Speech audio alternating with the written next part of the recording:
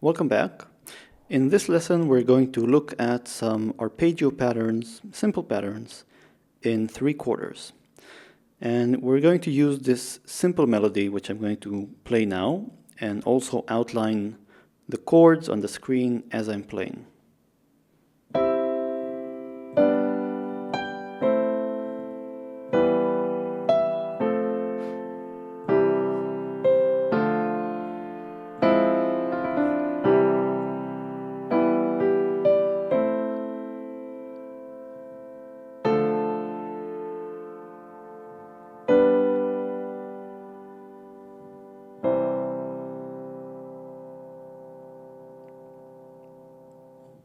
So in the left hand, I simply played the chords in their root form. For example, E minor was just E, G, and B, or C was just C, E, and G.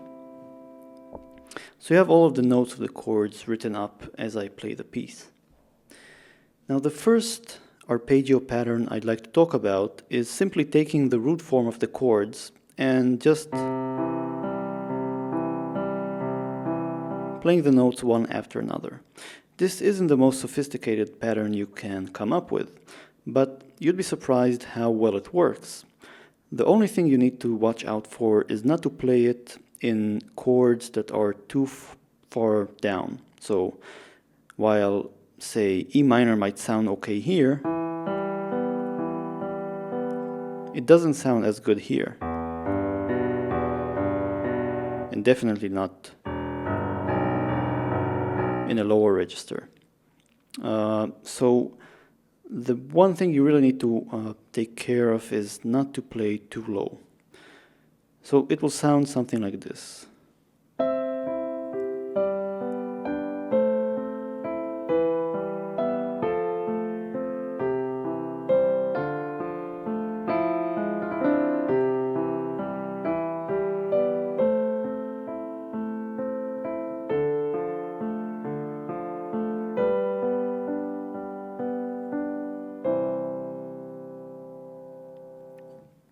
So no fancy chord inversions or anything. Now let's do the following. Let's take the root form, whatever it is, and it has the first, third, and fifth of the scale. So you have the first note, the second note of the chord, and the third note of the chord. And just take the middle note and transpose it up an octave. And now your pattern will be, if you have to play it, so this would be 1 bar. If you have to play it for 2 bars or maybe 4 bars, just keep these 2 notes alternating. So if it was for 2 bars, if it was for 4 bars, just repeat this entire pattern.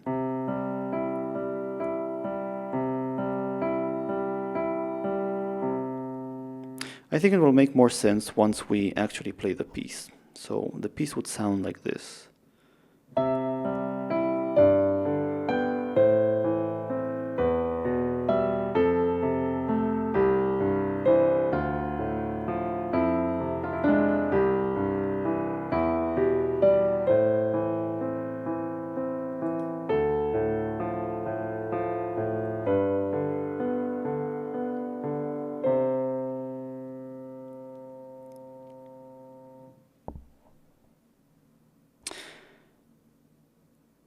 Now let's spice it up a bit. And if you've noticed, this piece has chords that are either 1 bar long, the chords in the beginning, 1, 2, 3, 2, 3, 1, 2, 3. So each chord is just 1, 2, 3. And then the chords in the second half of the song, 2, 3, 1, 2, 3, 1, 2, 3, 1, 2, 3, 1, 2, 3, 1, 2, 3. So the A minor, D minor, and G at the end each last 2 bars. So for these chords, what we're going to try is, instead of doing this, we're going to play for the first half, for the first bar, and then for the second bar, we're going to switch this note for this note. So the third of the scale for the first. For example, for C, we would play. For E minor, we would play. For F. For G.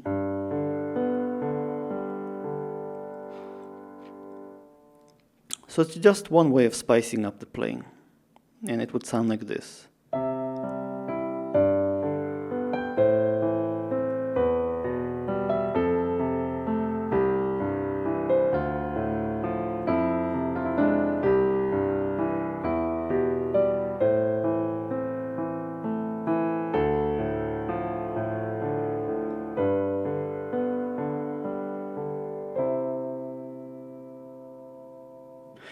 So it's not that the second form is better than the first form, it's really up to your personal tastes.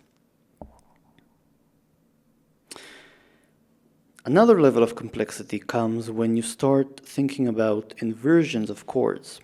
And when you can invert a chord, you can also invert an arpeggio. And the idea is that you want to keep, say, the bass notes of the chord, or the lowest most notes, as close together as possible. Let me start by outlining the idea of inverting an arpeggio. So here's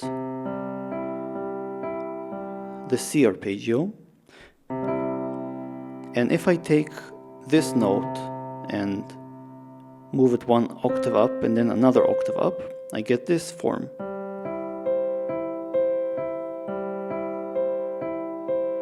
This is still an arpeggio of a C chord, but it's been inverted. I'm going to move all of this down one octave.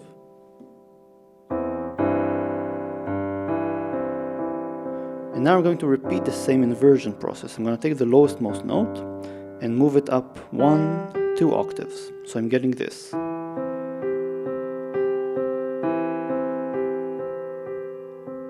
So this is another inversion of the C chord. And if I repeat this, I take the lowest most chord, move it up 1 octave, another octave,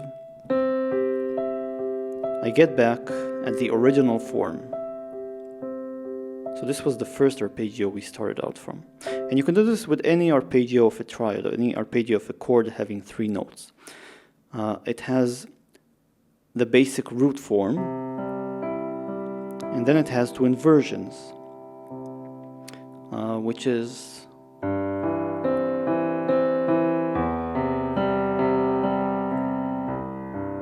and back to the root. So root, first inversion, second, and back to the root.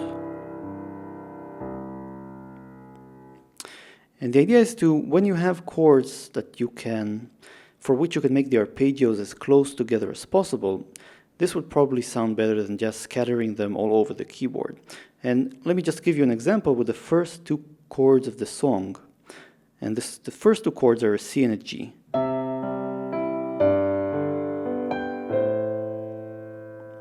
So in the first way I've played it just now, the C arpeggio and the G arpeggio are fairly far apart.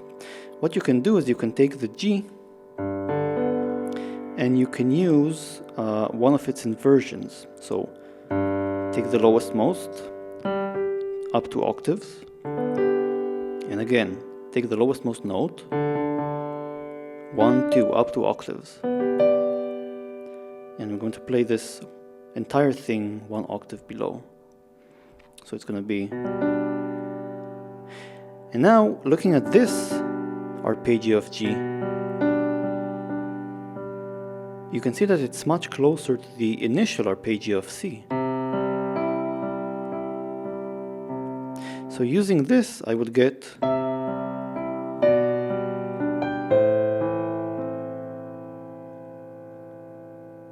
This is probably better than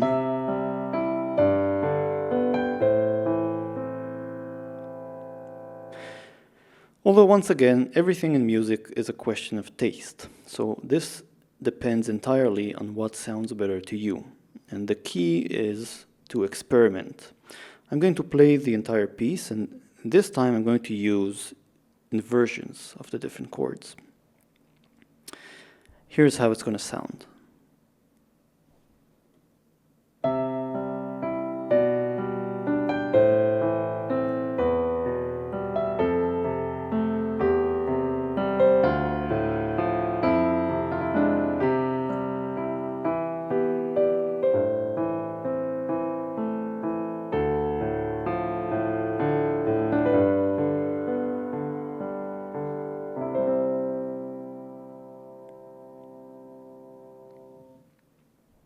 So you can see I've chosen to invert some chords and I've chosen not to invert others. Once again, a question of taste. I'm going to leave you with these forms for now, and I'll see you in the next tutorial where we'll hopefully discuss more advanced arpeggio forms. See you next time.